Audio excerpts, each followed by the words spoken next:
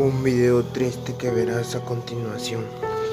En la primera pantalla se pueden ver a dos gatitos jugando, pero en la segunda ya no se ve a los dos sino solo a uno, porque el gatito de blanco que ven se murió.